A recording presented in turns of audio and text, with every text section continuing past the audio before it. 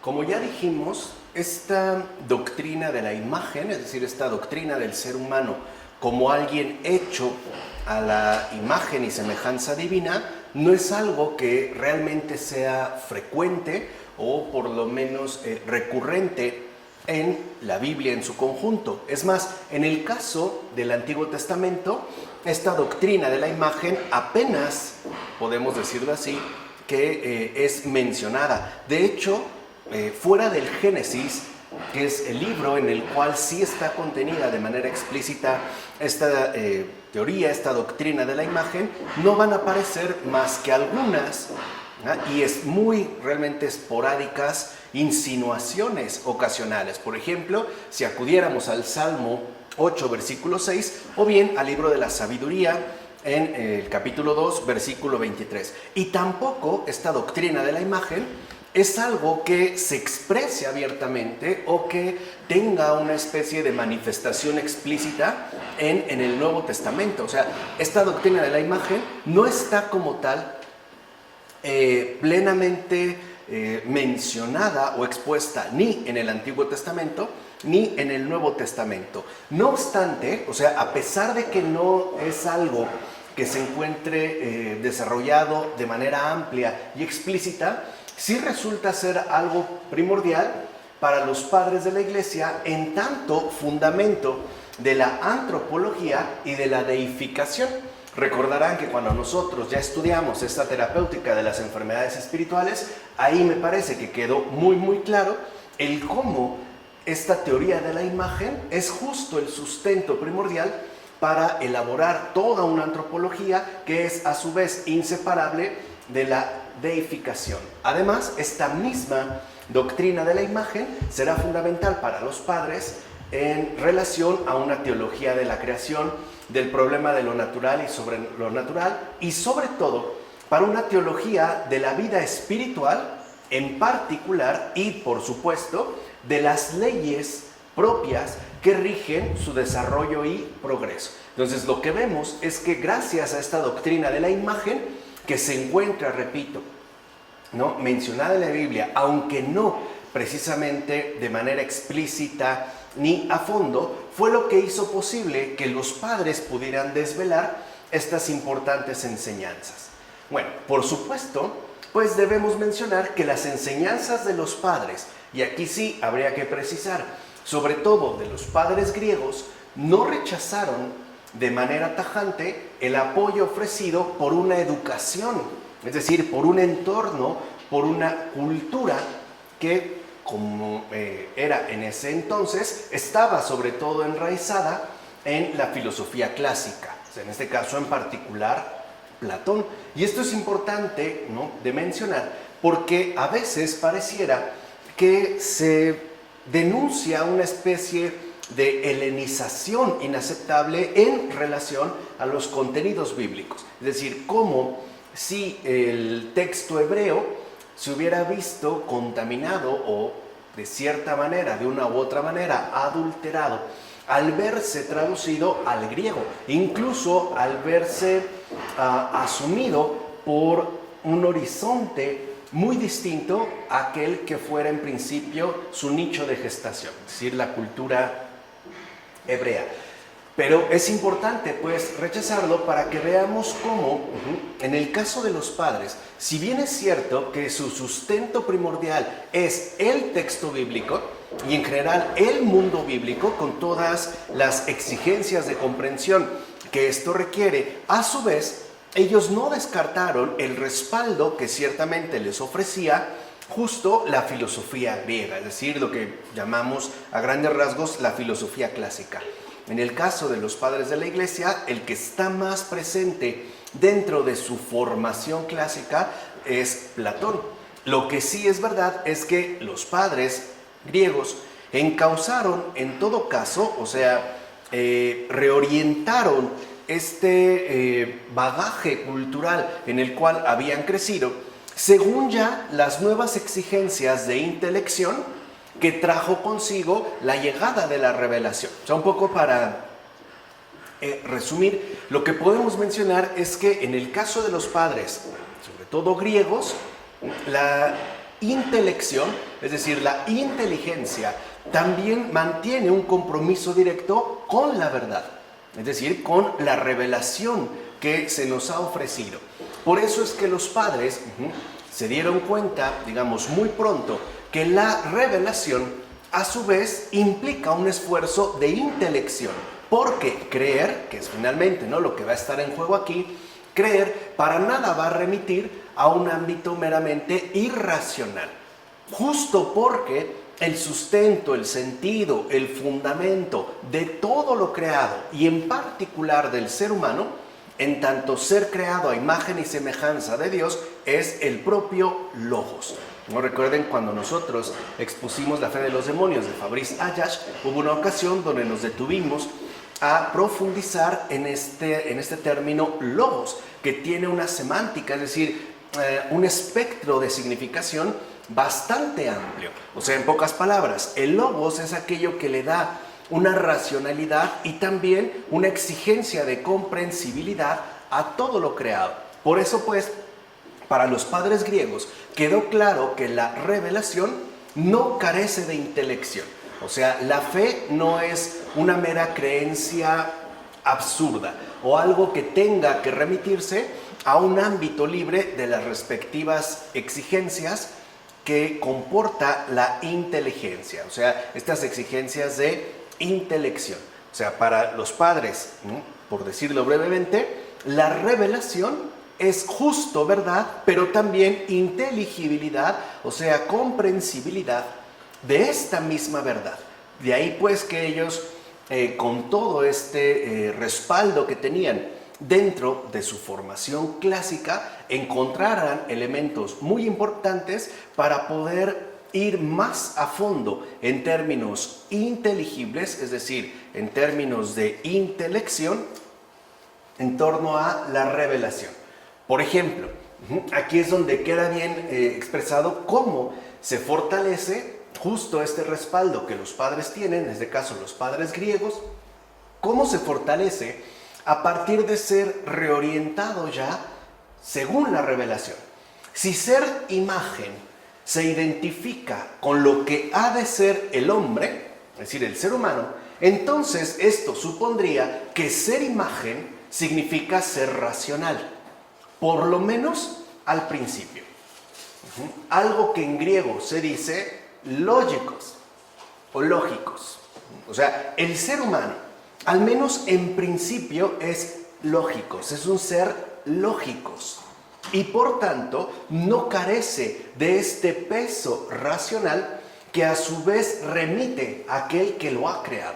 O sea, Dios pues no es ni caos ni irracionalidad, sino que por el contrario es justo el logos, el sentido que da orden, ¿no?, intelección a todo lo demás. De ahí pues que cuando los padres se dan cuenta que en la revelación se menciona, mejor dicho, se afirma que el ser humano ha sido creado a imagen de Dios, esto supone que aquel ser humano creado a imagen es también racional. O sea, por lo menos al principio. Claro, después, repito, lo vimos en la terapéutica de las enfermedades espirituales, después hay, por así decirlo, ¿no?, una ruptura, hay justo lo que los padres llaman una caída, pero antes no. O sea, hay un sustento racional. Ahora bien, Dios creó todo por medio de su palabra, que es justo como se expresa en la Biblia. Él dijo, ¿no? Dios dijo y fue hecho. Es decir, Dios creó todo por medio de su logos. O sea, todo lo creado está hecho a partir del sustento de este logos, que nosotros ya sabemos es justo el Hijo de Dios. Y este logos, que está, digamos, expresado originalmente en griego, o sea, pensemos, por ejemplo, en el caso de los evangelios, en latín es justo lo que se tradujo por verbum. O sea, cuando hablamos nosotros del verbo encarnado, estamos hablando de el logos que se ha hecho carne, ¿no? Ese logos cuyo hábitat ha sido también la carne humana. Entonces, cuando aquí vemos como los padres van pues, ¿no?, profundizando en relación a esta doctrina de la imagen. Ahora, Dios creó entonces todo por medio de este logos, que, como afirma el evangelista San Juan, ya existía en principio, pues estaba junto a Dios y era Dios, que es lo que le interesa resaltar al evangelista Juan. Así pues, esta doctrina, tal y como lo pusieron de manifiesto los padres, da a entender un significado mucho más profundo que el mero hecho de ser racional, es decir, lógicos. ¿Por qué? Porque recordemos que para la cultura griega, si algo caracterizaba al ser humano, era precisamente el hecho de tener esta cualidad racional. Pensemos en pocas palabras como, en general, para la cultura griega y muy en particular para la filosofía de los griegos, el ser humano ciertamente es un animal, ¿no? Y puede tener semejanzas e incluso ciertas cercanías con respecto a otras especies distintas. No obstante, a pesar de que se considere animal, este animal tiene una característica que no se podría encontrar en ninguna otra especie. Esta característica es justamente el ser racional. Incluso a partir de esta racionalidad, Aristóteles también hablará del zoon politikon, o sea, de este animal que justo por contar con este respaldo racional es a su vez social, o sea, es capaz de establecerse y organizarse en torno a una polis, con toda la complejidad social y organizativa que esto trae consigo, ¿no? O sea, esto es importante de tener en cuenta. Dentro, pues, del panorama griego, ¿no? Parecía que, sí, se daba como que parecía claro que el ser humano solo era lógicos, o sea, un ser racional que, como tal, ¿no? Estaba caracterizado. No obstante, los padres detectaron que no, o sea, que sí, pero había algo mucho más profundo que esta mera referencia a lo racional. Y se trata de lo siguiente: el ser lógicos más bien supone participar en el logos, es decir, ser partícipes de Cristo que se hizo carne y habitó entre nosotros, como dirá el evangelista Juan. Entonces, ¿qué es lo que aquí nosotros percibimos? Una, que los padres, recuerden, estamos haciendo en este caso alusión a los padres griegos, se dieron cuenta que afirmar que el ser humano fue creado a imagen o según la imagen de Dios tiene una implicación mucho más grande, amplia y profunda que lo que se entendió, no sin acierto, en la filosofía griega.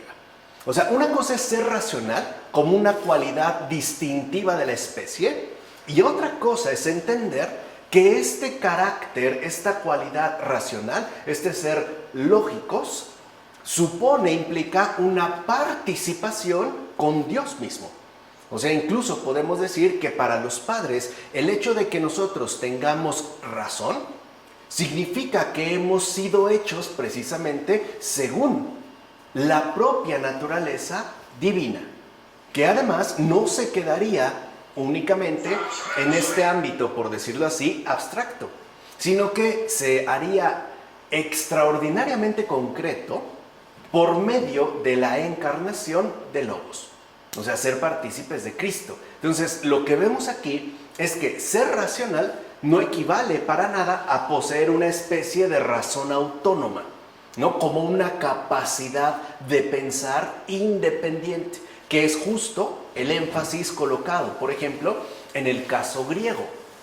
El hecho de que, bueno, no en todo, pero en algunos posicionamientos, la razón, esta capacidad de inteligencia del ser humano, se presenta justo como una capacidad autónoma, es decir, como algo meramente humano.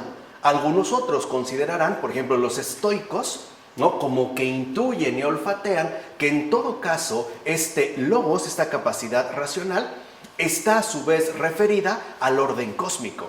O sea, el mundo también tiene un orden, también es un ser lógicos, y por eso es que nosotros podemos habitar este mundo. Bueno, en el caso de los padres, entonces, ser racional, o sea, ser lógicos, no significa que tenemos una especie de capacidad distintiva, sino que En todo caso, ser racional involucra una característica que en efecto poseemos, pero al mismo tiempo un compromiso. O sea, ser lógicos significa que estamos llamados a comulgar con el Logos creador, o sea, con Dios mismo, con Cristo. Porque si la razón que se nos ha concedido, recuerden, según la doctrina de la imagen que aquí estamos ejemplificando, no se mantiene en comunión con el Logos, o sea, si nuestra razón, pues, no se mantiene en ese ser partícipe de Cristo, de Logos, entonces ésta se degrada en locura. Esto es algo que, por ejemplo, dos filósofos contemporáneos, Max Horkheimer y Theodor Adorno, pusieron al descubierto a su manera al hablar de la dialéctica de la Ilustración. Es decir, estos que formaron parte de la escuela crítica, la llamada escuela de Frankfurt. ¿Por qué? Porque para ellos algo era llamativo, que en una época que podía caracterizarse por un alto nivel de racionalidad, esta racionalidad había degradado, en pocas palabras, en fatalidad. Y ellos van a hacer una referencia concreta a los campos de concentración nazis. ¿Por qué? Porque para ellos, va en esta línea, lo que muestran es que la razón que tanto era exaltada por el movimiento ilustrado, es decir, ya más reciente a nosotros, como el siglo de las luces y de la razón, sí puede derivar en barbarie. ¿Se entiende? Esta era la gran denuncia de Horkheimer y Adorno, dentro, insisto, del pensamiento crítico en relación a la llamada escuela de Frankfurt. Y sí es así. Por ejemplo, si uno se detiene a indagar un poco dentro de la confección de los campos de concentración, lo que sí vemos es una racionalidad sistemática. O sea, no es algo hecho a la ligera, pues, no es una precipitación. Tiene una lógica, pues, de funcionamiento, aun cuando esta lógica esté puesta al servicio del crimen, al servicio de la maldad. O sea, eso es lo que ya habían visto los padres. ¿Se entiende? O sea, en pocas palabras, cuando nuestra capacidad de pensar, nuestra razón, no participa, pues, de la luz de su creador, esta degrada en locura, degrada en crimen, degrada en violencia, en muerte, etc. Por ejemplo, en una ocasión a uno de estos soldados nazis le dieron un reconocimiento porque después de varios experimentos logró comprobar que en lugar de usar 3 balas para matar a 3 judíos, bastaba con usar una sola. Lo único que había que hacer era inclinarlos, frente a frente, uno a otro, pegarles las sienes, levantarles la mandíbula a cierta altura y empuñar el rifle de tal manera para que el ángulo de la bala perforara 3 cráneos de un solo disparo. Esa es la sistematicidad. Ahí hay una lógica perversa. O sea, ahí lo que encontramos es una razón degradada, en crimen.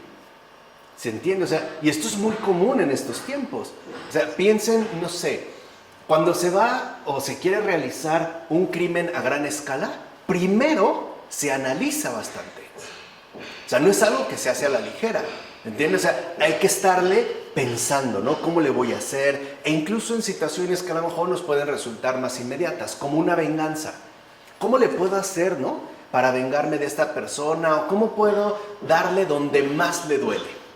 Tengo de alguna manera que pensar. Bueno, lo que los padres ya habían percibido desde hace mucho tiempo es que si nuestra razón no se mantiene en comunión con Cristo, entonces nuestra razón se degrada a locura. Literalmente, degrada en desvarío. Piensen los que hacen fraudes multimillonarios, por ejemplo.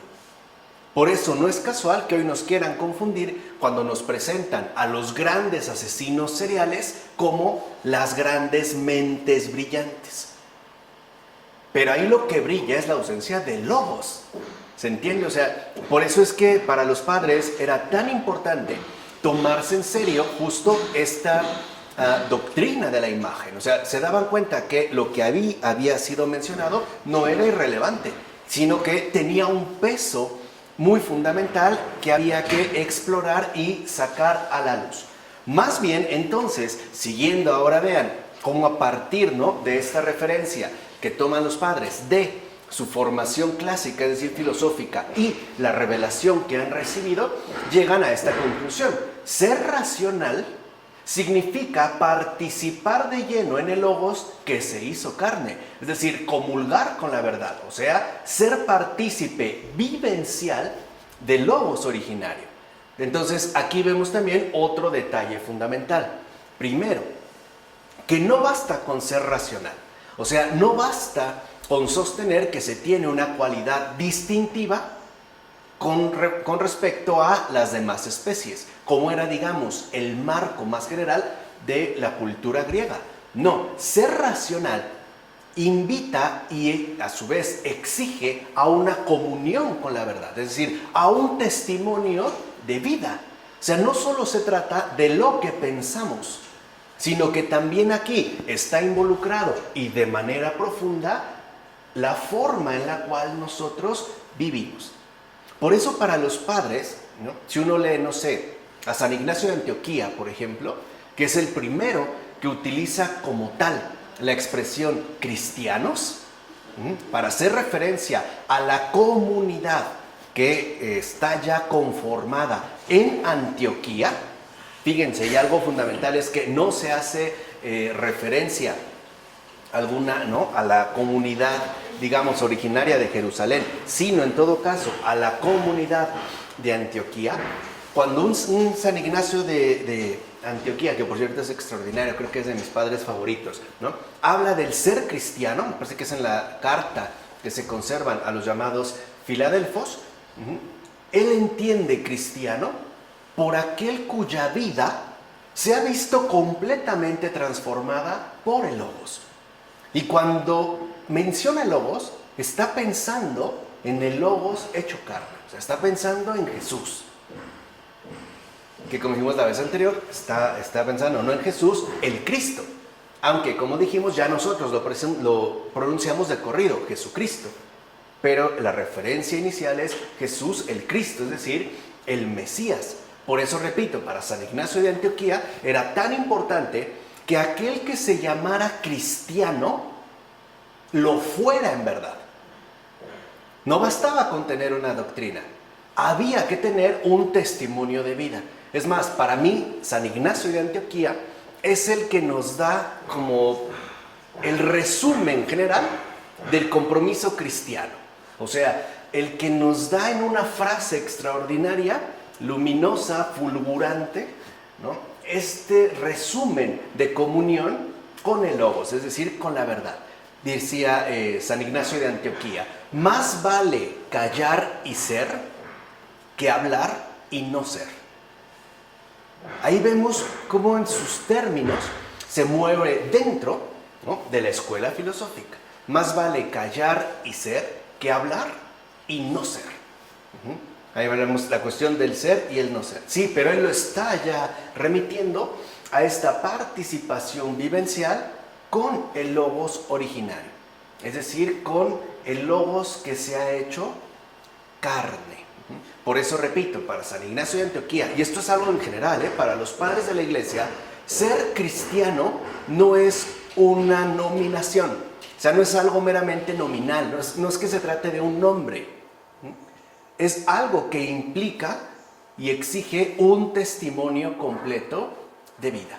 Por eso, para los padres de la Iglesia y en general para los primeros cristianos, los modelos auténticos del ser cristiano, de esta participación vivencial con el Logos originario, eran los mártires. Justo porque ahí se veía, digamos, plenificada tal comunión, tal, si lo quieren ver así, participación. Por eso San Ignacio de Antioquía invitaba a, si nosotros realmente no somos lo que decimos, o lo que quisiéramos o nos gustaría ser, mejor es no decir nada. En todo caso, lo mejor es, sin decirlo, mostrarlo. ¿Vale? ¿Cuántas veces, si lo llevamos a un ámbito igual, muy común y ordinario, cuántas veces una persona, por ejemplo, nos dijo, te amo, y le creímos, y después nos mostró una cosa completamente distinta? Ahí vemos la degradación de logos en locura, ¿no? En desvarío. Bueno, de ahí que los padres destaquen y hagan resaltar la real importancia que tiene el hecho de que el ser humano haya sido creado a imagen de Dios, que en griego es kat eikona tou theou. Ahí estaría la expresión justamente en griego. El hecho de que haya sido creado a imagen de Dios. Es más, eikona hace referencia precisamente a la imagen, a esta imagen.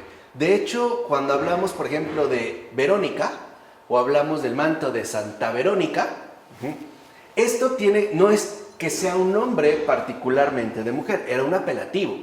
Porque este nombre que nosotros pronunciamos como Verónica, venía más bien vinculado con la vera icona, es decir, ya en latín, la verdadera imagen. Es decir, en el lienzo que le ofrece esta mujer, donde quedará plasmado el rostro del Señor. Es la vera icona, o sea, la verdadera imagen que ahí se ha plasmado. Bueno, lo mismo pasa en el caso del cristiano.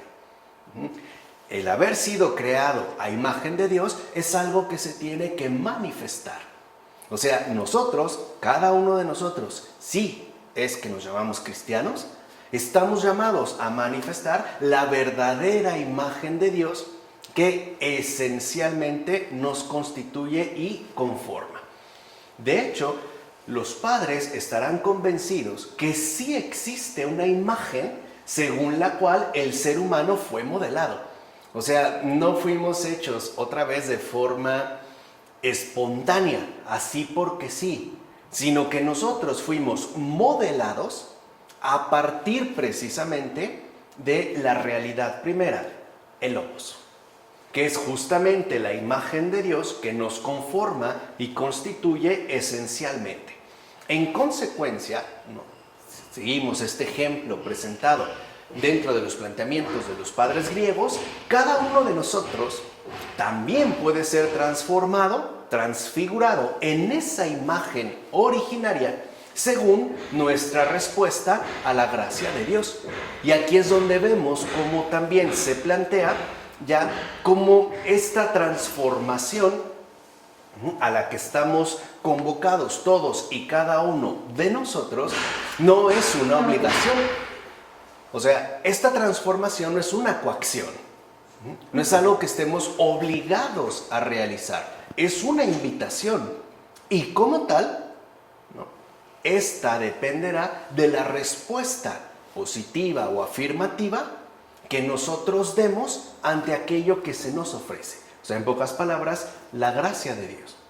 Por eso, la posibilidad de transformación se da a partir de aceptar lo que Dios previamente me está ofreciendo.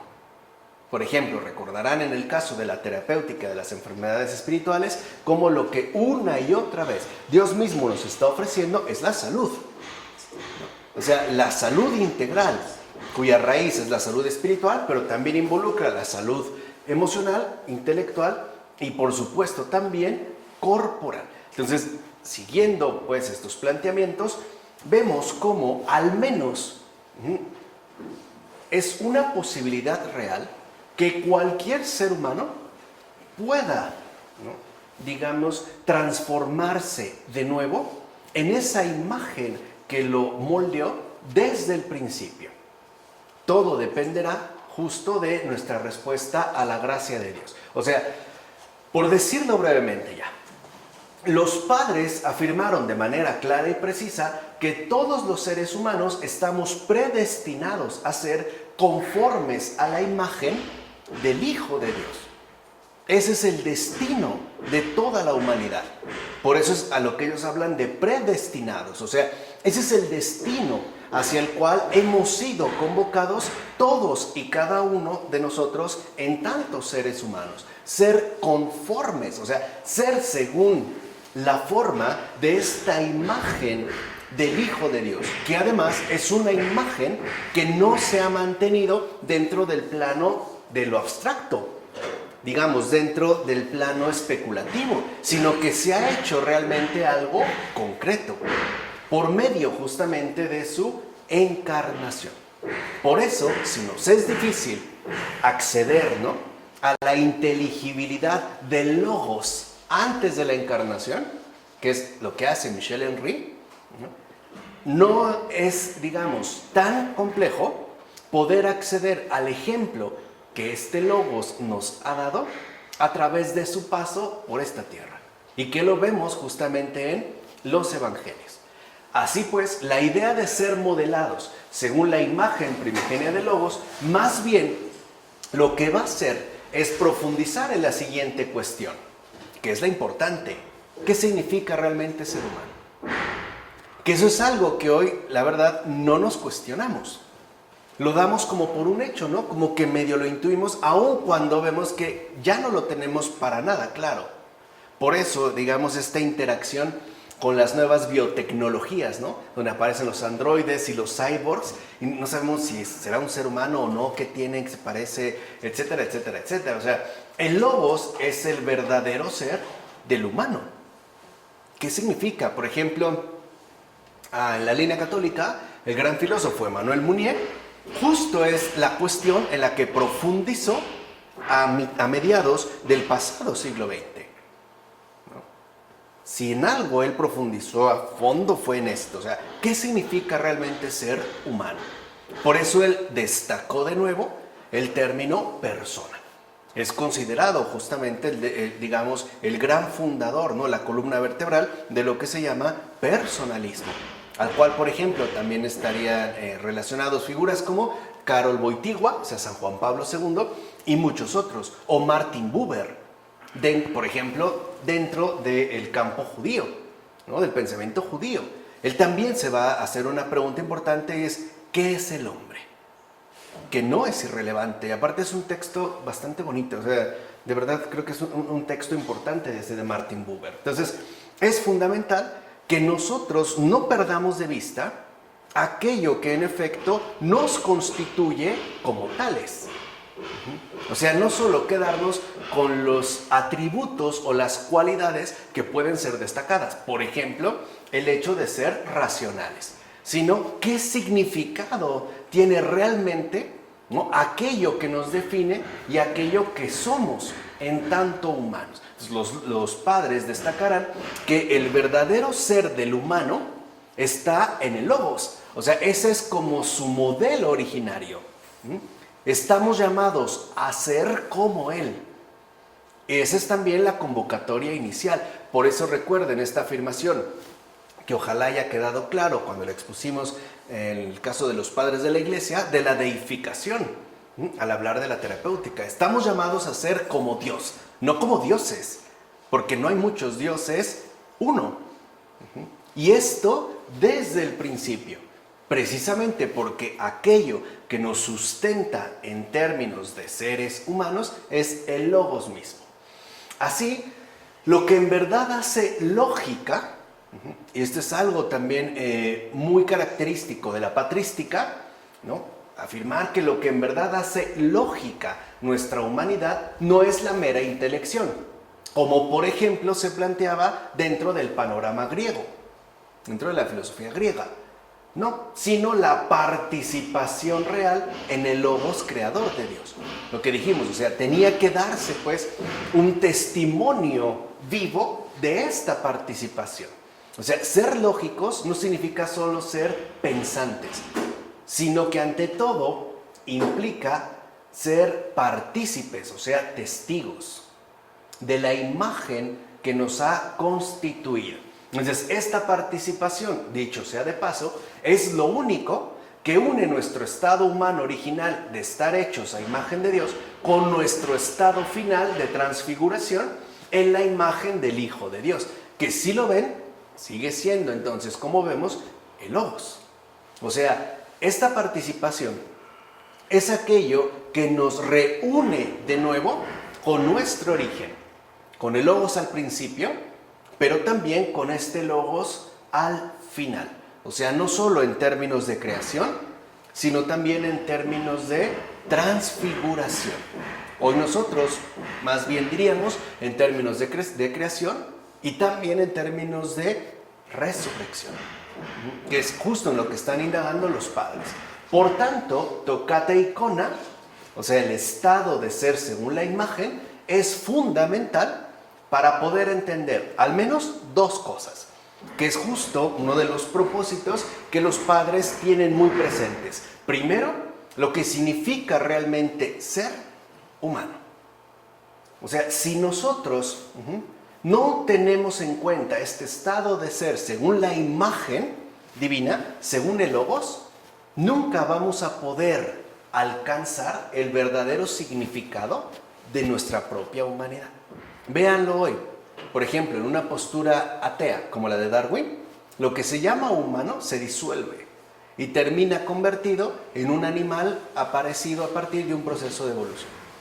Se disuelve, ¿no? ¿Se acuerdan cuando Charles Taylor hablaba de ese oscuro, ¿no?, origen que pareciera que no se mantiene humano? De hecho, ni siquiera podríamos decir, según la evolución, que somos animales, porque los animales tampoco fueron los primeros. Habría otra cosa previa, mi celular, química, hasta llegar quizá, ¿no?, al Big Bang, estas cuestiones cósmicas. Entonces seríamos seres extraterrestres, en sentido literal. Se pierde, o sea, esto es como lo importante.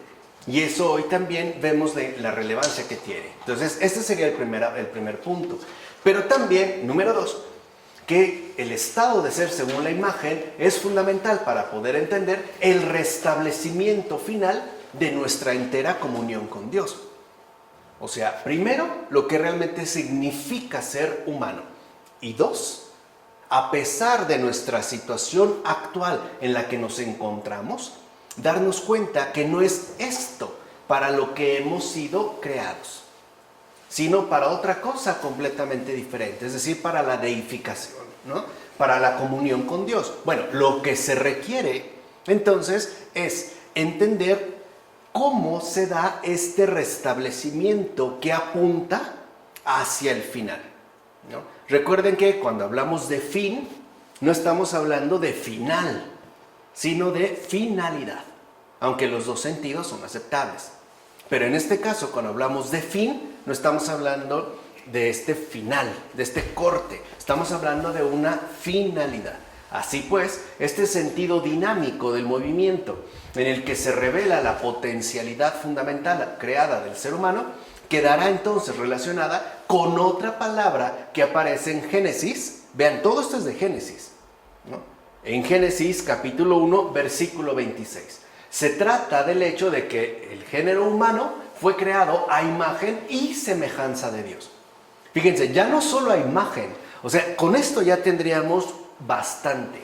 Bueno, los padres también hacen notar que no se limita la cuestión a la imagen, sino que también se menciona la semejanza. Entonces sería kat eikona kai homoiosin.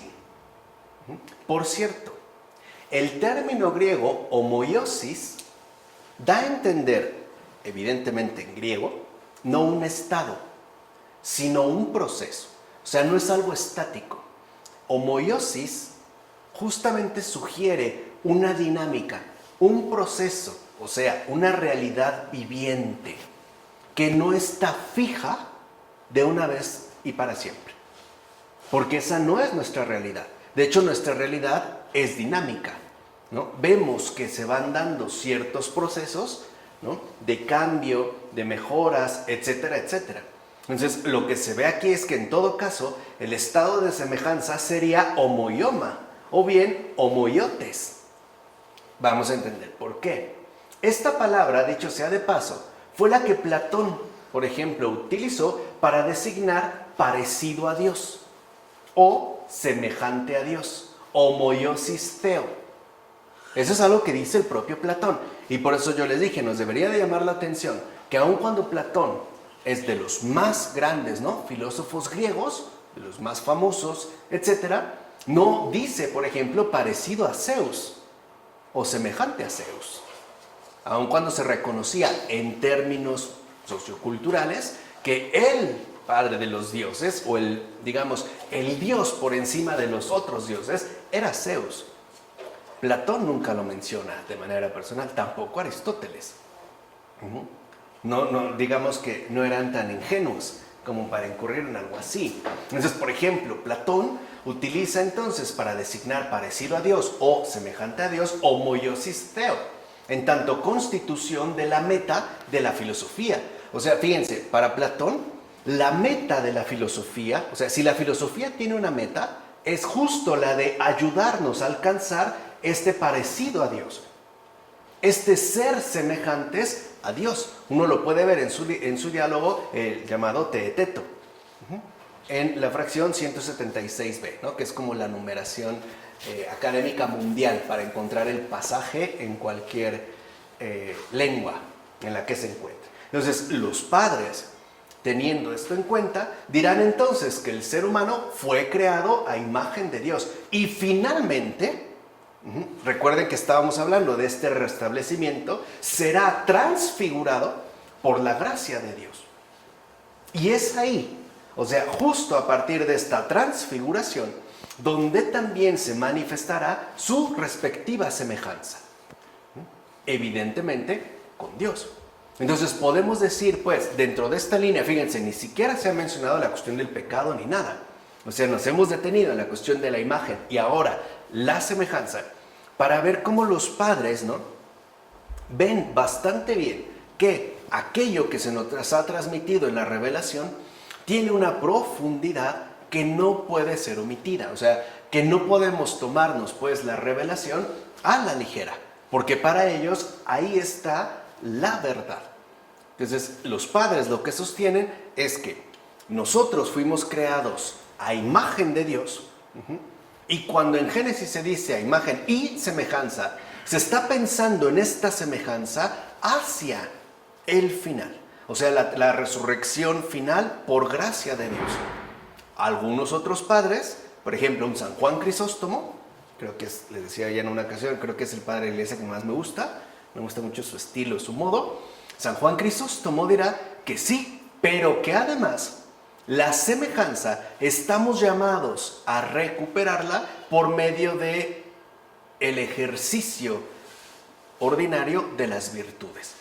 O sea, es una práctica de vida, con lo cual también podemos ir alcanzando, o mejor dicho, ¿no?, como adelantando en la medida de lo posible la semejanza, aunque como tal no aparecerá sino hasta el final, o sea, hasta la resurrección.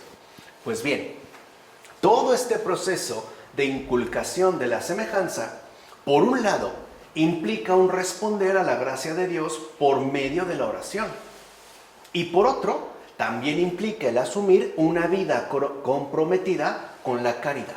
O sea, lo que vemos es que en el caso de los padres, hablar de imagen y semejanza es hablar también de oración y acción, que es justo el compromiso cristiano. O sea, un poco lo que quiero aquí que se vea es que el cristiano no solamente ora, también realiza obras, comprometido con la caridad. Y al revés, el cristiano no solo obra, también necesita orar. No creo que el que mejor expuso esta condición, ¿no?, mutua de reciprocidad fue el gran San Benito. Ora et labora. O sea, lo que está diciendo es, ¿no?, ora y trabaja. O sea, pero no pensemos en el trabajo como esta actividad económicamente remunerada de la modernidad. No, como un compromiso definido con la caridad, ¿no? O diríamos hacer buenas obras. Bueno, solo así, dirán los padres, el ser humano hallará realizada su respectiva plenitud, mientras no. O sea, si el ser humano no se aplica a la participación de la imagen y no se consagra literalmente, ¿no?, al ejercicio de la semejanza, no alcanza su verdadera plenitud. Y creo que esto hasta lo intuimos de manera ordinaria. Cuando una persona falla, sea por lo que sea, es muy común decirle, no sé, me decepcionaste o no esperaba esto de ti. O sea, es tanto como decirle, ¿no?, te estás alejando de tu plenitud. No fuiste hecho para esto, ¿no? Por eso a esta semejanza con Dios le van a llamar los padres theosis, o sea, deificación. E incluso también, ¿no?, en términos más sencillos, más que deificación, también le dirán convertirse a Dios. Entonces, cuando se nos invita a la conversión, se nos está invitando a la deificación, o sea, a esta theosis. No obstante, esta deificación, theosis, solo es posible en y a través de Cristo, la palabra encarnada, precisamente porque el ser humano es la única criatura que posee la posibilidad de ser deificado en tanto fue creado a semejanza de Cristo. O sea, solo el ser humano es la viva imagen de Dios. Entonces veamos, aun cuando al final, es decir, ¿no?, el fin del mundo y la restauración total de todo, o sea, la resurrección, ¿no?, la creación misma será restaurada, no significa que también va a ser deificada.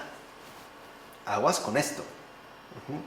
No sabemos cómo ocurrirá, pero lo que sí sabemos es que la deificación como tal solamente se refiere al ser humano. Es, digamos, su posibilidad más íntima, porque solo el ser humano ha sido creado a imagen y semejanza de Dios, a imagen y semejanza de Logos, es decir, de Cristo.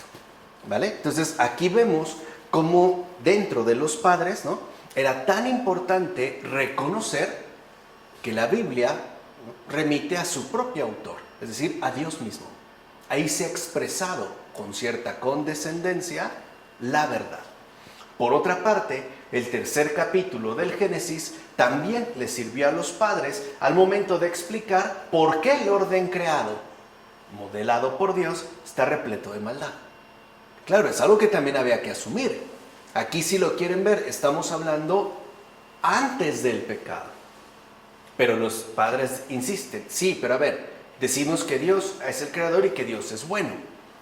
Pero por donde veamos, tal parece que lo que encontramos es maldad, ¿no? Como que sí, incluso podemos reconocer abiertamente que las cosas no andan nada bien, en general. Como hemos mencionado, el significado fundamental que aparece en el relato de la primera desobediencia humana no es algo que los cristianos heredaran de la interpretación judía del Génesis. Recuerden que dijimos, para la interpretación judía, ¿no?, la caída, o sea, la primera desobediencia, no es un punto radical de inflexión que marque un antes y un después, sino una ejemplificación de la debilidad humana. O sea, no alcanza pues este dramatismo que sí adquiere ya con los cristianos. Más bien, su contemplación partió del modo en que Adán, por así decirlo, se comportó según el contraste con respecto a Cristo Jesús, que por eso van a llamar el segundo Adán. Dicho de otra manera, ¿por qué los cristianos alcanzaron este dramatismo, o sea, esta profundidad? Porque pudieron llevar la luz de Jesús a todo aquello que le había precedido, en términos evidentemente bíblicos y en general, ¿no?, para todo lo existente. En efecto, vean cómo se manejan por contraste. Por desobediencia, Adán rompió la relación que Dios había establecido con él. ¿No? Estamos, digamos, como tratando de presentar de manera muy general este punto. Y esta ruptura no le afectó solo a Adán, sino que también perjudicó a sus descendientes, los cuales ahora nacen en un mundo igualmente corrompido. Cuando los padres hablan de mundo corrompido, cuando los padres hablan de corrupción, no están hablando de falta de rectitud moral, como hoy en día se asume, no. Cuando los padres hablan de corrupción, están hablando de quedar apartados de Dios. O sea, cuando los padres decían que alguien era corrupto, es porque estaba apartado de Dios. Es decir, se encontraba hundido en un estado de deterioro, de degradación, de hundimiento, de corrupción. Así pues, el modo exacto en que Adán llegó a desobedecer a Dios fue una cuestión que los padres meditaron largamente. O sea, digamos que los padres se tomaron muy en serio, muy a pecho, lo que la Biblia dice. O sea, cuando relata En este caso, la caída de los primeros padres. Entiendan que cuando habla de Adán, no está hablando del varón, porque en hebreo Adam, ¿no?, y Adama hace relación a la persona.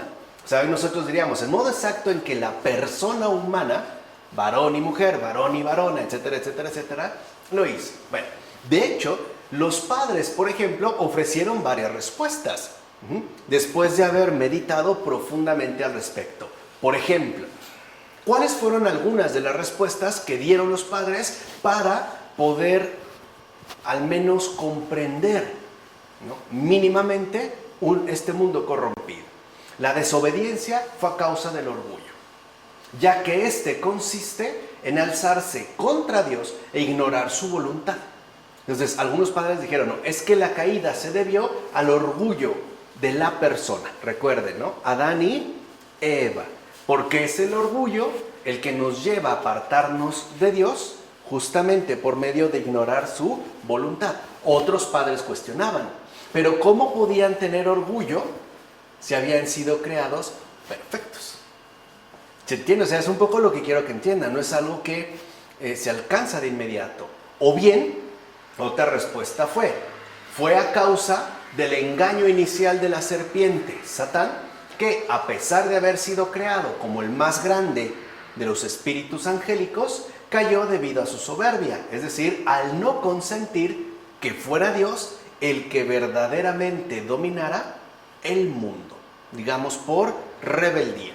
Incluso se habló de que por envidia el tentador atacó al ser humano, a quien Dios había hecho microcosmos, y justo por haberlo hecho de tal manera, lo constituyó a su vez un vínculo esencial de todo el cosmos. Entonces vemos que era por orgullo, por la soberbia de Satán, incluso por la envidia del tentador, que si lo ven hasta la fecha, ¿no?, luego siguen todavía, ¿no?, presentes dentro de las exposiciones que se suelen realizar. Entonces, este papel cósmico, para cuyo cumplimiento fue creado el ser humano, es justo el recurso que los padres, vuelvo a insistir, griegos, utilizaron para explicar el hecho de que el pecado de Adán afectó también a su descendencia. Entonces vean, a nosotros, de hecho, la afectación del pecado, ¿no?, a los que quedamos mucho más lejos del propio Adán, no nos resulta algo ni evidente ni aceptable. De hecho, hay quienes dicen, bueno, ¿y yo qué culpa, no? O sea, si ellos cayeron, pues ese es su problema. ¿Yo qué tengo que ver ahí? O sea, esa es bronca suya. ¿Por qué me hablan de que yo también tengo el pecado original si yo no he hecho nada, bla, bla, bla? O sea, como que no vemos una continuidad. Esto los padres ya lo habían detectado. Pero no fue algo que quisieron ni rechazar ni omitir, sino profundizar. Y justo uno de los medios que encontraron fue indagar a fondo en esta dimensión cósmica que también les ha sido concedida al ser humano. De hecho, es justo este papel cósmico, ¿no?, que le pertenece al ser humano, el que van a utilizar para explicar el hecho de que el pecado de Adán afectó también a su descendencia. O sea, hoy podemos decir, afectó pues a toda la humanidad en su conjunto. Ahora, no están inventando ni se lo están sacando de la manga. Es algo que, aún bajo términos distintos, hoy se utiliza, por ejemplo, para tratar de asumir y entender el desastre ecológico que estamos atravesando. Hoy alguien, por ejemplo, ¿por qué pueden darse inundaciones? ¿Qué decimos? Porque la gente tira basura. A lo mejor no fui yo, pero mi casa se inundó debido a que otras personas, que a lo mejor yo no conozco, tiraron basura, hizo que se tapara el drenaje y entonces esto causó calamidades. O debido a los intereses, ¿no?, económicamente mezquinos de ciertos poderosos que no les importa, bla. Pero, o sea, un poco lo que quiero que entiendan es que hoy en día, aunque bajo un contexto distinto, tenemos que volver a asumir, ¿no?, que el pecado tiene una afectación mayúscula. O sea, que termina finalmente afectándonos a todos. Es como decía von Balthasar, ¿no? La verdad es sinfónica. O sea, en una sinfonía cada una de las partes constituyentes es importante. O sea, si por ejemplo escuchamos un concierto para piano, una gran sinfonía, no solo importa el piano, importa todo el conjunto. Es más, basta con que un tercer violín, que no aparece en un primer plano, ni siquiera visual ni auditivo, se desafine o se salga de tiempo para que eche a perder toda la obra en su conjunto. Eso es algo que ya los padres sabían. Para nosotros no resulta ya tan claro, sobre todo por el acrecentado individualismo en el que nos hemos terminado instalando. Antes no, la cuestión era más social, si lo quieren ver así. O sea, hoy como que, sí, ¿no? Evidentemente nos hemos vuelto más antisociales. O sea, tendemos a pensar en términos individuales. Es como cuando una persona a lo mejor atraviesa un problema fuerte de adicción y los familiares hablan con él y dicen, bueno, pero es mi vida. Sí, pero entonces ¿por qué me afecta? O sea, sí es tu vida, pero me afecta. O sea, ¿qué sucede? ¿Se entiende? Y a veces vemos que pasa a más, ¿no? No sé, una persona se suicida, lamentablemente, ¿no? Es una verdadera tragedia, ¿no? Una tristeza enorme y no solo queda ahí, o sea, se extiende, ¿no? Como una especie de marea, que a lo mejor no llega con la misma intensidad, pero literalmente abarca un gran conjunto, todo, ¿no? Ahí vemos la vinculación que tenemos en estos términos literalmente mundiales, incluso como decían los padres, sin miedo, cósmicos. Hoy esto lo vemos como que no es posible, ¿no? Sentimos que somos muy miserables como para adquirir este estatus, pero los padres sostenían que sí, tenemos justo, ¿no? este papel. Bueno, pues como dijera San Atanasio, como consecuencia del pecado de Adán, la corrupción y la muerte irrumpieron en el mundo entero. Entonces vean, la corrupción, que ya mencionamos qué significa en el caso patrístico y que me parece que es la verdadera definición de corrupción, y la muerte vinieron después del pecado de los primeros padres. O sea, no es algo que estuviera presente ahí al menos como una posibilidad oculta. No, es algo que irrumpe, es algo pues que trastorna por completo la creación original, pero es justo una consecuencia. Y aquí es algo que a veces también nosotros pasamos por alto. Un pecado genera desproporcionadamente una consecuencia.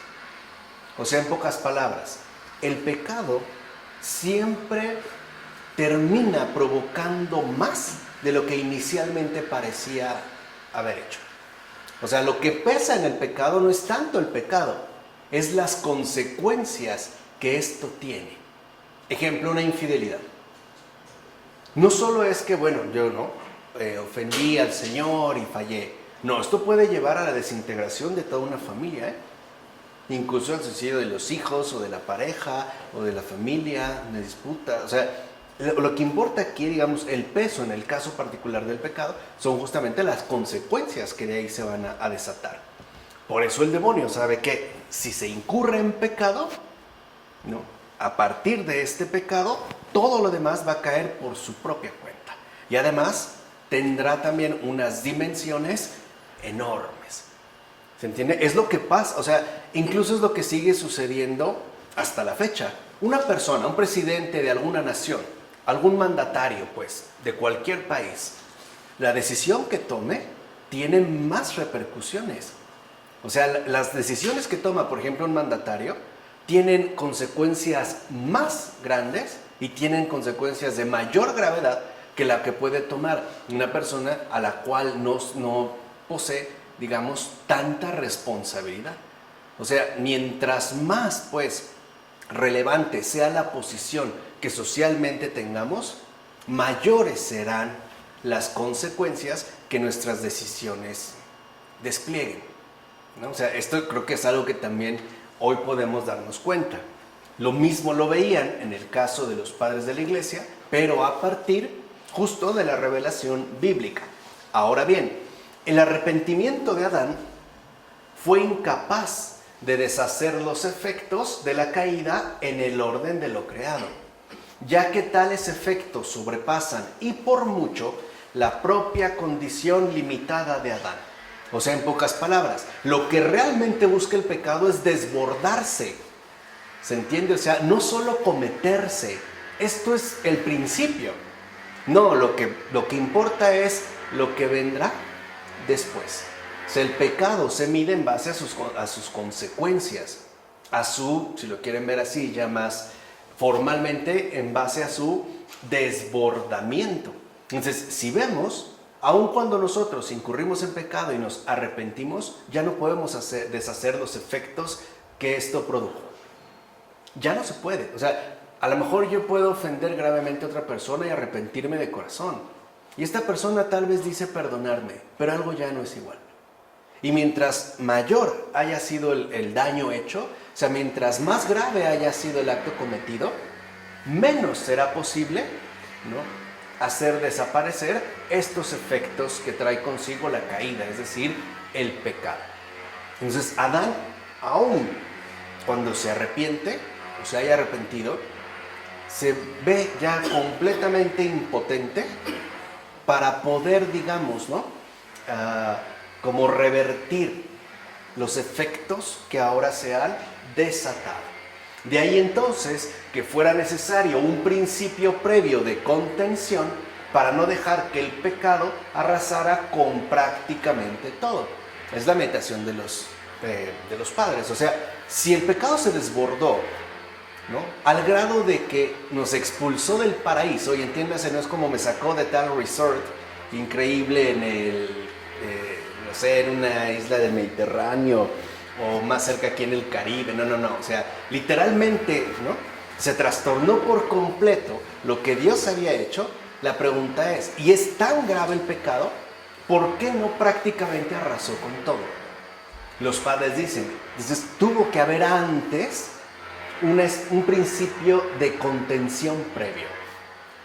Si no, entonces el pecado literalmente hubiera acabado con todo y con todos. Claro, menos con Dios, pero con todo lo creado, sí. O sea, con nosotros y con todo lo creado. ¿Por qué no lo hizo? Porque los padres dicen, si a pesar de su enorme desbordamiento, o sea, de su radicalidad negativa, ¿no?, el pecado no arrasó finalmente con todo, tuvo que haber algo que lo contuviera. Y esto desde antes. O sea, la gran, digamos, lección de los padres es que antes de creación hay redención. ¿Se entiende? O sea, antes de que haya creación, ya hay redención. Es esa, digamos, como la contención fundamental que se da desde el principio. Ahora bien, esta comprensión cósmica de los efectos de la caída, que es muy característica de los padres griegos, hasta cierto punto contrasta con la idea que tiene Agustín, tanto de la caída como del pecado original.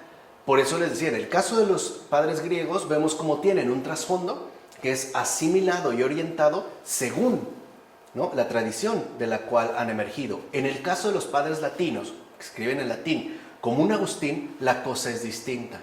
Porque podemos decir a grandes rasgos que mientras que para los padres griegos la cuestión central tiene una dimensión cósmica, en el caso latino la cuestión tiene más bien una dimensión jurídica, es decir, moral. Veamos.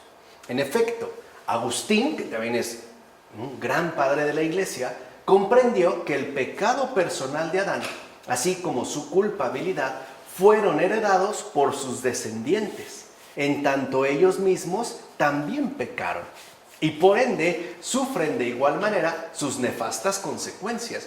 Entonces, lo que vemos es que no es que sean opuestas, es que son complementarias por contraste. O sea, los padres griegos, al insistir en la dimensión cósmica, tienen la razón. Y Agustín, al referirse, por ejemplo, ahora ya al pecado personal, ¿no?, de la persona humana, Adán y Eva, también tiene razón.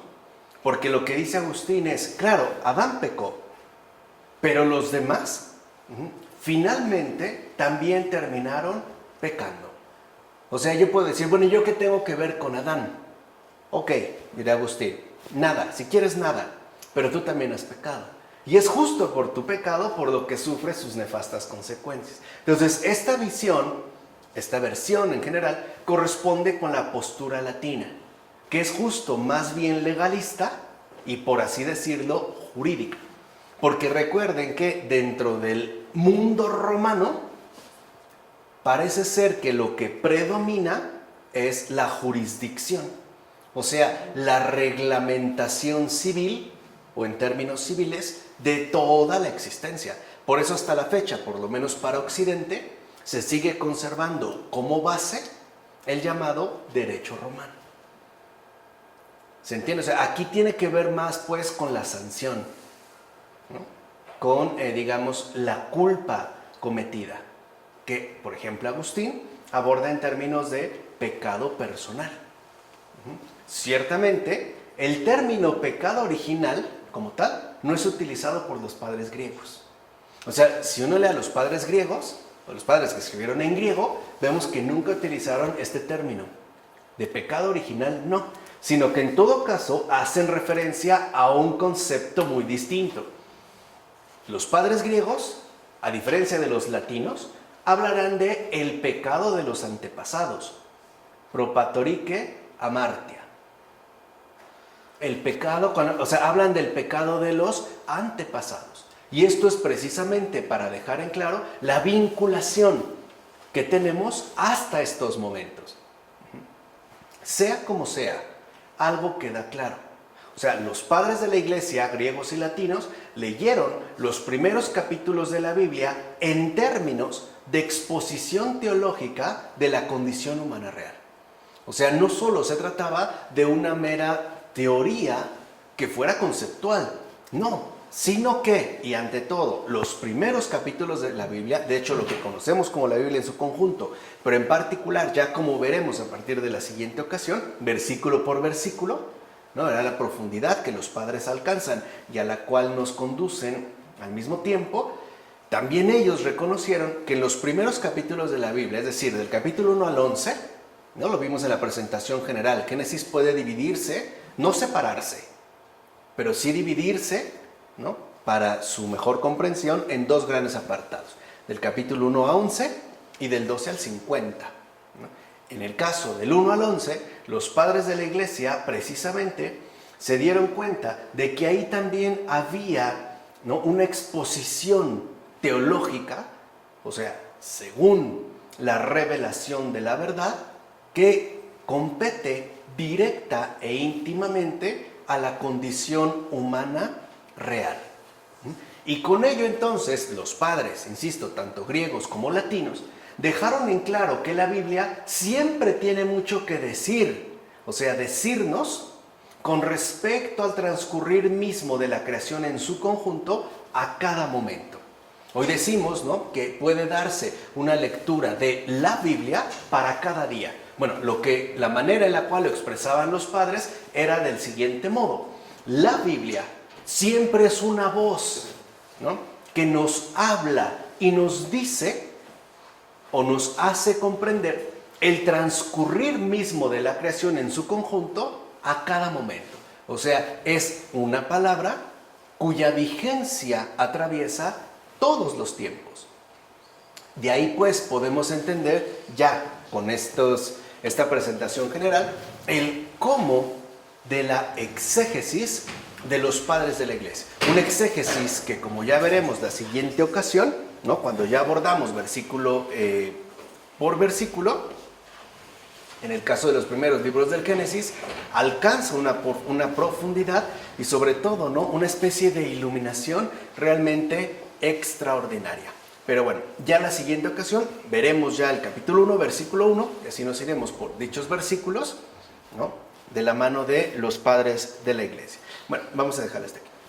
Padre, del Hijo, del Espíritu Santo. Amén.